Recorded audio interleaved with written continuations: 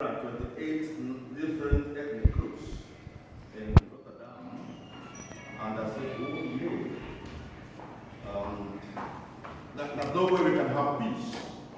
You know, actually, it's almost impossible. We can work towards peace, and we can always make conditions for peace. But to have the peace with this number of different groups will be difficult because, one, respect. Second, prejudice. And third, the discrimination that we want to talk about. Respect.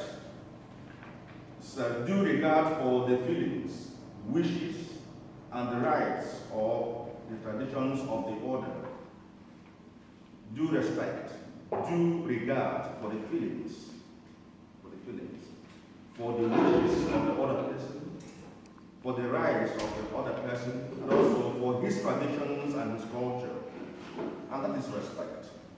And when we come together as many people from different traditions and groups, some groups dominate other ones.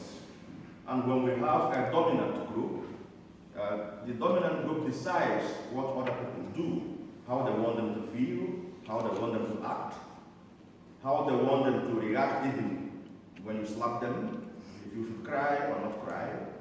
So when you have this, what you have is, and because some people want to be alive, some people want to make progress, some people want to, create conditions for opportunity, they tend to accept and take this. But at a time, they don't take it anymore, and you have the threshold. When things get to the threshold, it explodes. And another thing that also has been able to, has made it difficult for us to achieve peace as a city or as a society is the prejudice for Odeon, the prejudice. And when you have the social media, when you have the media that we have that focus on some particular news items, and also how they project all the people with all their traditions, all their backgrounds, all the languages, people that do things differently. We tend to project them as these people are different. And we often don't look at the positive aspects of what they can contribute, but then project only the negative aspects of these particular groups. And that goes down, the drain goes down.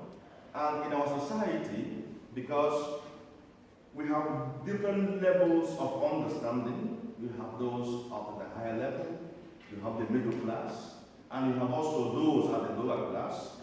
The lower class is not able to process some information coming to them from the media, from those in politics, and you create fear among the lower class. And once that fear is created, we don't have access to them to be able to take out the fear. So whatever you tell them is the truth. If you say, for instance, Africans are criminals, there is always why somebody says that. And that is for a reason, because someone has encountered some Africans who behave that way. But then you say it goes down to the lower level. The lower level takes it as a gospel truth. And you cannot be able to take it away from them anymore. And that prejudice goes around, and everyone they see that has that color is a criminal. And when that is done, you have given them the courage to begin to discriminate against those people. So when we talk about respect and discrimination, they are intertwined, they are one, and the consequence is discrimination. Sometimes this is very, very unconscious, and we don't plan it, but then it happens. The third level would be, how do we go beyond these two elements and create peace, conditions for peace? And like I said, we cannot create peace. So it will be a mirage, a fantasy, trying to get heaven or paradise on earth. to say we will create peace. But what we can create are conditions for peace. Conditions for peace. And with conditions of peace, people can come together like we have now. Conditions for peace. Platforms that bring people together to discuss about these differences. Because there are things, for instance, my mother will tell me. My mother has never been to Europe. My mother, but she knows that my younger brother lives in Holland. And she tells my younger brother, don't marry a Dutch woman. Why? Because she has heard that Dutch women shoot their husbands and kill them. But it's not true. I can't take that away from my mother. So these are for instance, some of the prejudices that we create, and my mother is on the global level. How are we going to be educated her? You know, maybe on the movie or she have that on the television or on the movie or whatever. But that is one thing she catches, no? She forgets all about the positive and good elements that people have there. Oh yeah. When you marry them, don't respect their husband, they kill them if you do this. They all have guns in their pockets. Is it true? No. The conditions for peace is very important.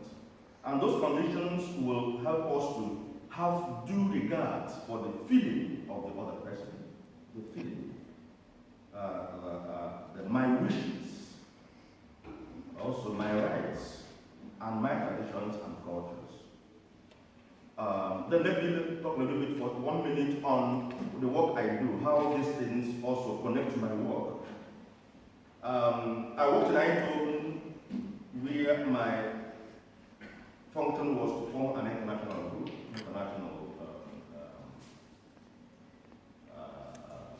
community from different languages, from different backgrounds, and I was able to bring 42 different countries together. And it functions. And how did we do it? We tried to get a platform where everyone was able to be himself or herself. I went to learn more about different backgrounds, and I knew that some could be more dominant than the other. So we removed rules. We didn't create rules. We left it open so that people could come. And when people have come together, they were able to make rules for themselves. We didn't create rules before they came. When we have formed that group and they grew and became more in number, they say, all of them came and said, look, we need this rule, we need this, we need that. Because if you allow rules to come before the people come in, those who were here first will bring in, their own dominant, from their own dominant backgrounds, and that will chase away the other groups. And where I work now in Rotterdam, they have this particular problem of Dutch community and international community. The Dutch community feels threatened because the international group is so big, is growing with young people, committed members, and and because the other community is getting so old and need to hand over very soon, but then they are afraid that those coming in are not competent. They want to tell me, these foreigners, they're not, this prejudice, they're not competent, they're here for economic or whatever reasons, and they are not good trained, and they are not, there are so many negative things they say. And because of this, their own feeling of not being competent, of not being responsible, of not having, so they block them from getting these opportunities. And that is the prejudice. Exactly. These things are not true. Why don't you allow and let them prove themselves first? As a foreigner, I have to prove myself. I have colleagues who are Dutch people, for instance, and they come late for masses. Well, yes, Frank, he comes late for mass. Sometimes he forgets his masses, but he is giving excuses. Maybe his car got broken and whatever. But if I come late for a mass, of course, an African prejudice, they always come late. So I have to work harder not to confirm the prejudice I have as living in a foreign country. I have to work harder than my colleagues. When I learned the language, I had to even make sure I don't even have an English accent, even though it doesn't work, in order to prove that I can do it, I'm competent.